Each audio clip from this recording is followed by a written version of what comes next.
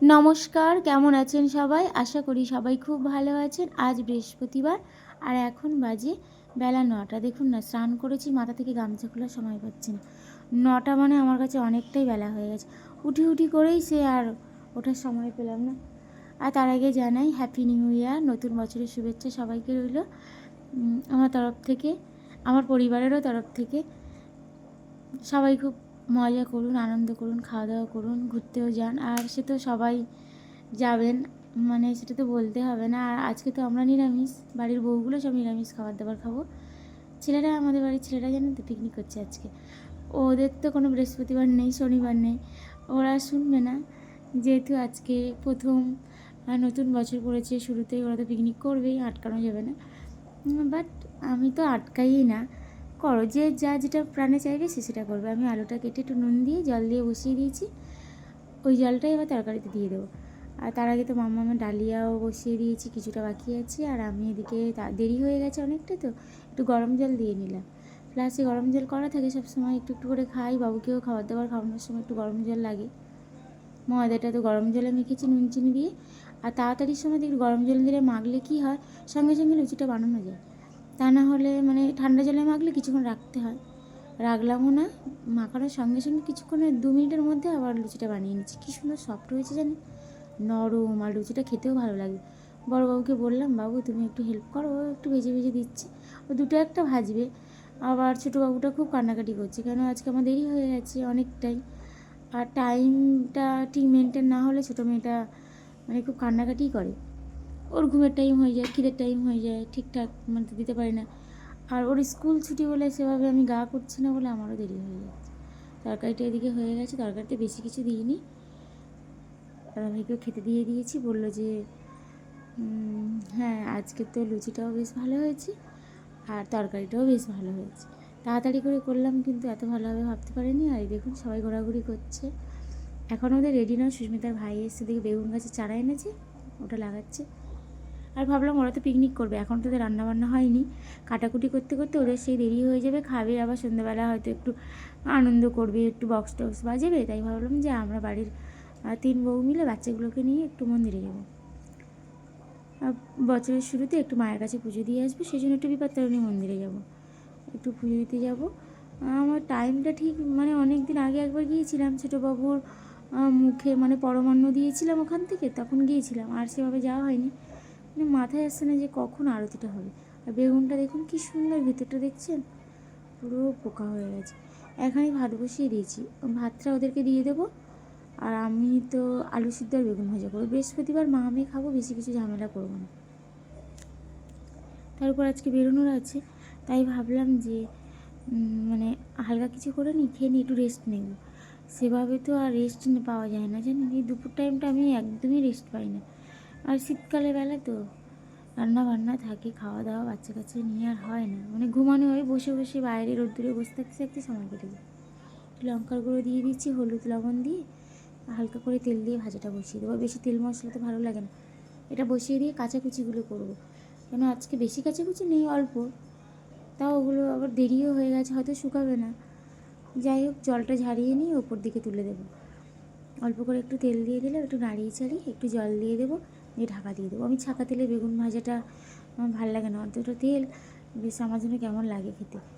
আর হালকা করেই তেল দিয়ে আমি খাই, কারণ আমি কবে যে ছাকা তেলে বেগুন খেয়েছি আমার ঠিক মনে পড়ছে না, খাওয়াই হয় না। দেখুন কী সুন্দর হয়ে গেছে এক সাইডটা, আর এক সাইডটা দিয়ে ঢাকা দিয়ে দিয়ে আর একটু কাচাকুচিগুলো করে আসবো।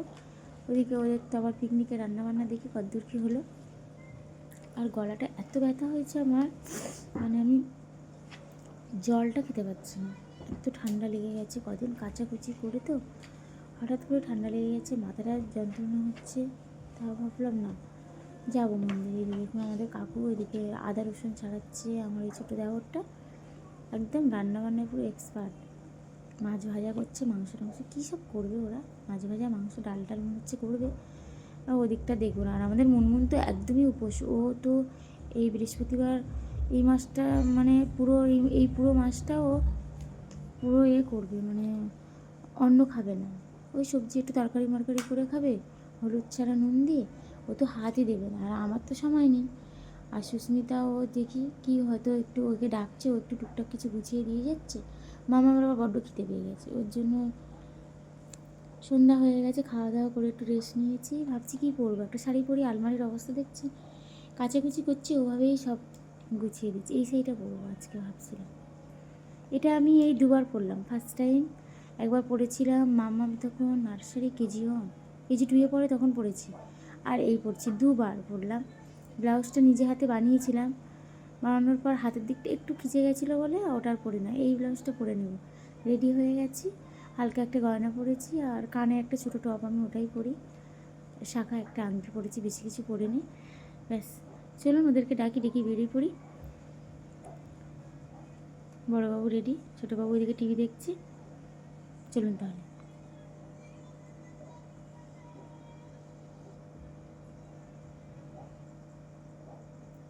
আজকে তো আর গাড়ি হবে না, ওরা সব আনন্দ করছে, অটো করেই যেতে হবে। সেই অটো তো পেয়ে গেছি, আসার সঙ্গে সঙ্গেই 5 জন তো আমরা অটো পেয়ে গেছি, আর 2টো ছোটো বাচ্চা কোলে নিয়ে বসে গেছি। এই আমাদের বাড়ি থেকে অটো 7 মিনিট এর মধ্যে আমরা বাজারে নেমে যাব। নেমে রেলগেটটা পার হবো, হয়ে ওপারে গিয়ে আরেকটা অটো পাল্টাতে। এই দেখো, রেলগেট পার হওয়ার সময় আবার ট্রেন এসে গেল, কিছুক্ষণ দাঁড়িয়ে তো থাকতেই হবে। আবার এপারে এসে এখান থেকে একটা অটো ধরলে ওরকমই 7 মিনিটই লাগবে। এই টাইমটা জানা নেই, এটা কম, আমাদের বাড়ি থেকে তো 7 মিনিট, আর এটা আরও কম। নেমে গেছি বিপত্তারিণী বাড়িতে, সামনে ওদেরই মিষ্টির দোকান, সেখান থেকে মিষ্টি নিয়ে নেবো পুজোর জন্য। জিজ্ঞাসা করলাম, জানেন, বললো যে সন্ধ্যা আরতি 5টায় হয়ে গেছে, ভিতরের রাস্তা দিয়ে যান, মানে ওদের বাড়ির রাস্তাটা দিয়ে যেতে বললো মন্দিরে ঢুকে যান, মন্দির খোলা আছে। মন্দিরে যে দরজাটা, সেটা দিয়ে আর আমরা ঢুকতে পারলাম না। এই যে পুরোহিতটা দেখছেন, এই পুরোহিতই আমার মামাকে মুখের মানে দিয়েছিল, অন্ন দিয়েছিল, ওই যখন মুখে ভাতের আগে। আর মুখে ভাত তো করা হয়নি, কারণ ওর শরীরটা একটু খারাপ ছিল, ভাবলাম যে হয়তো করলে আরও যদি কিছু হয়, সেই জন্য আর একটু অসুবিধার কারণে হয়নি। সামনেই আছে হনুমানজি, চলুন মাকে দর্শন করে নিন। এই একটা পুরোহিত বেরিয়ে যাচ্ছে, জিজ্ঞাসা করলাম পুজো হবে, বললো হ্যাঁ হ্যাঁ রেখে দিন, পুজো হয়ে যাবে। কিছুক্ষণের মধ্যে আবার বন্ধও করে দেবে মন্দির, ওদিকে তো প্রসাদও বিতরণ হচ্ছে। ভুল টাইমে আসলাম যেন, যখন নেক্সট টাইম আসবো তারপর বোর্ড তো দেওয়া আছে এখানে, সমস্ত কিছু পরিষ্কার হচ্ছে। দেখুন কি অপূর্ব মা বিপত্তারিণী।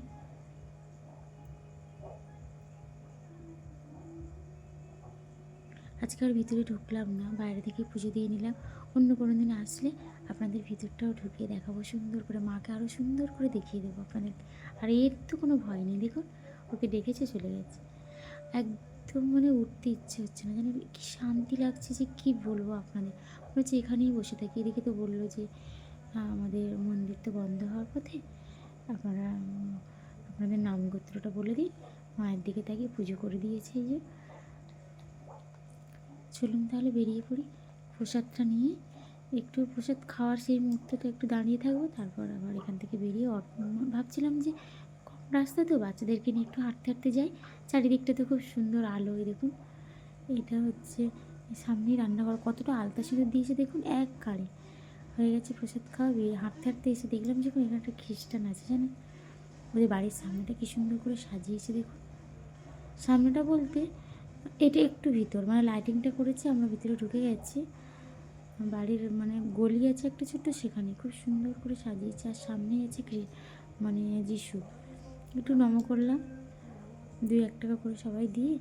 আর দেখুন কি সুন্দর, এই যে শুরুতে মানে আমরা তো এখন বেরিয়ে আসছি, এসে এই সামনেটাই যিশুকে এখানে রেখেছে।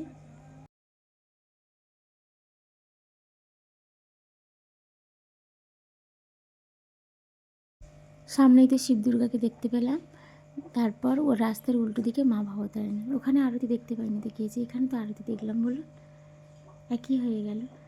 আর তো বাড়ির সামনেই অটো পেয়ে গেলাম। আজ তাহলে আসি, সবাই সুস্থ থাকবেন, ভালো থাকবেন, আর দেখা হবে পরের কোনো একটা ব্লগে। বড়দের প্রণাম আর ছোটোদের অনেক অনেক ভালোবাসা।